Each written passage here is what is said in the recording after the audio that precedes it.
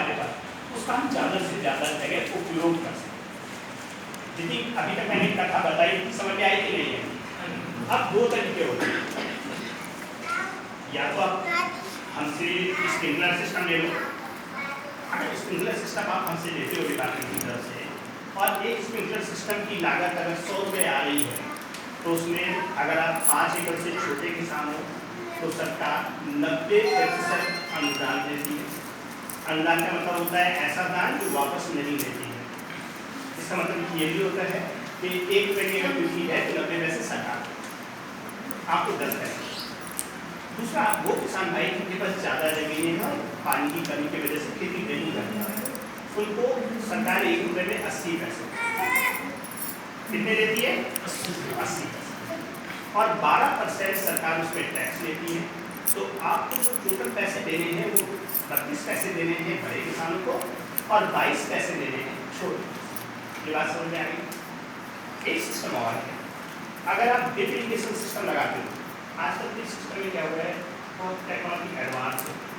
Advance technology का मतलब ये है कि आज की डेट में जहाँ हम आपसे बैठे हैं उसमें हम खेत में अगर हमारे पौधों की संख्या 1 लाख या 1,25,000 है, तो टेक्नोलॉजी इतनी एडवांस हो गई कि हम हर एक पौधे के विषय में बता सकते हैं कि इस पौधे को कितनी मात्रा में कौन से तत्वों की आवश्यकता है, इसमें कौन सा रोग लगा है और इसको कैसे बचाया जा सकता है। मैं आपको एक छोटा सा एग्जाम्पल बताने लायक नहीं है। यहाँ पर 37 लाख रुपये लगा था 2010 में। मैं जयपुर गया था, वहाँ पर इतने तारों के जाल के नीचे बिछे हैं कि हर पौधे को आइडेंटिफाई करके हर पौधे की प्रॉब्लम बता सकते हैं। ये तो मैं आपको जो टेक्निक्स की बात बता रहा हूँ 2009 की है। आज जब हम 2022 में आपके साथ बात कर रहे हैं, टेक्नोलॉजी बहुत एडवांस हुई। इतने एडवांस से आप तो सिंपल सी चीज़ बता रहा हूँ।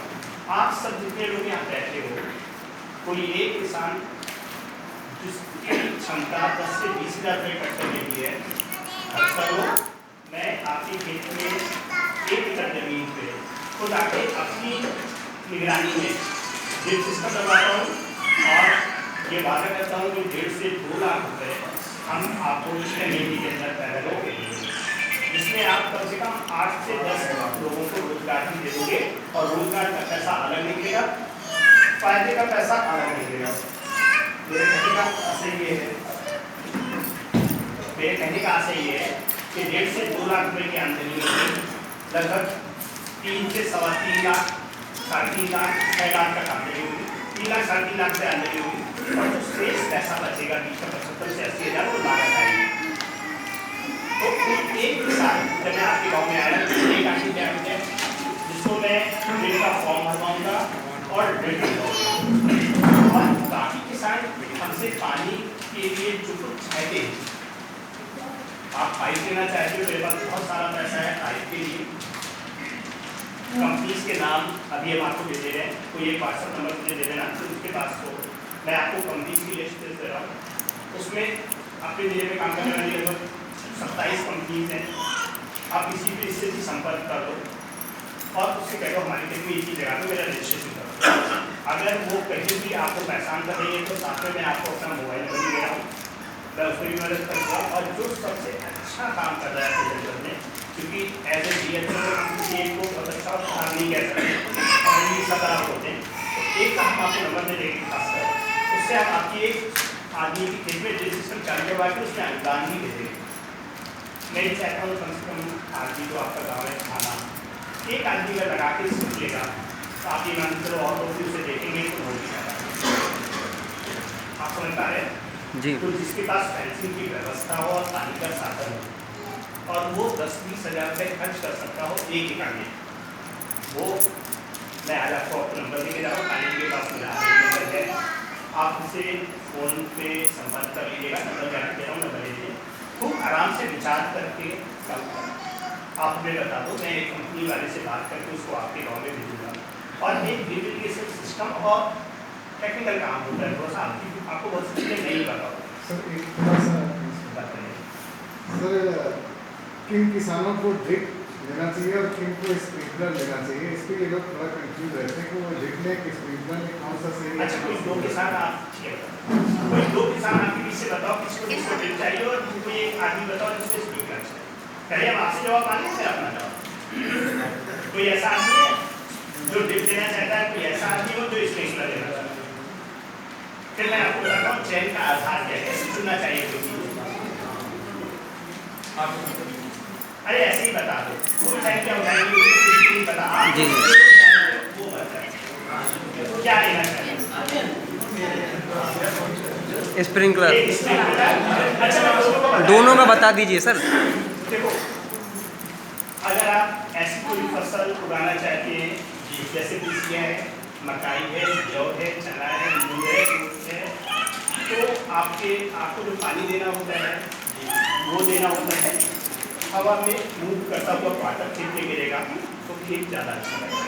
तो जब पानी का मूवमेंट इन्वायरमेंट में होता है, आपको पता है भैया बात नहीं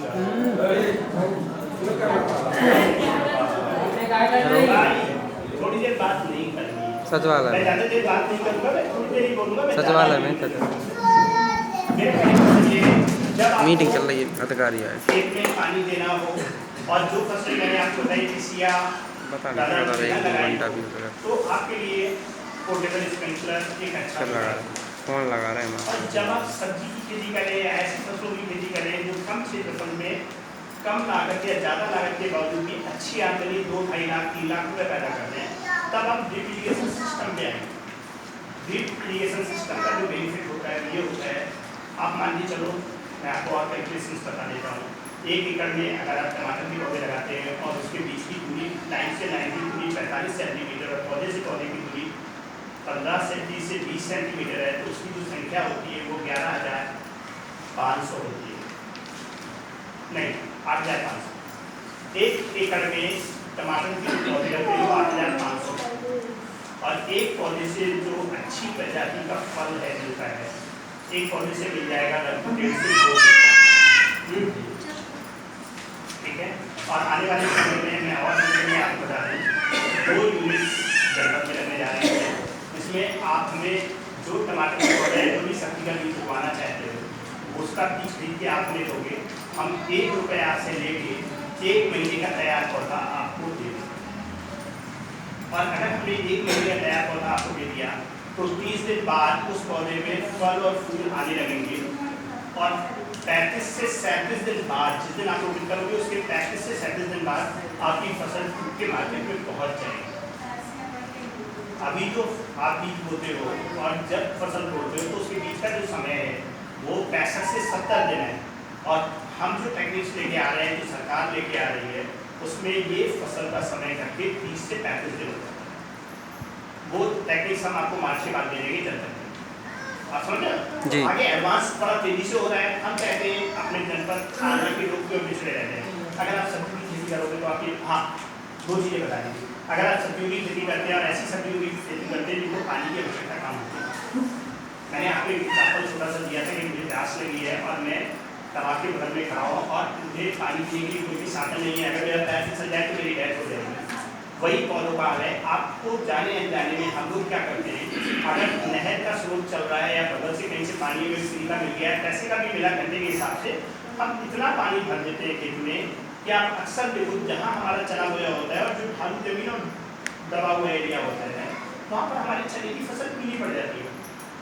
पीली इसलिए पड़ जाती है क्योंकि पानी की जितनी जरूरत थी उतना पानी न देके उतना ज़्यादा पानी दे दिया कि उसकी दम घुट गई है, उसकी डेथ हो गई। जो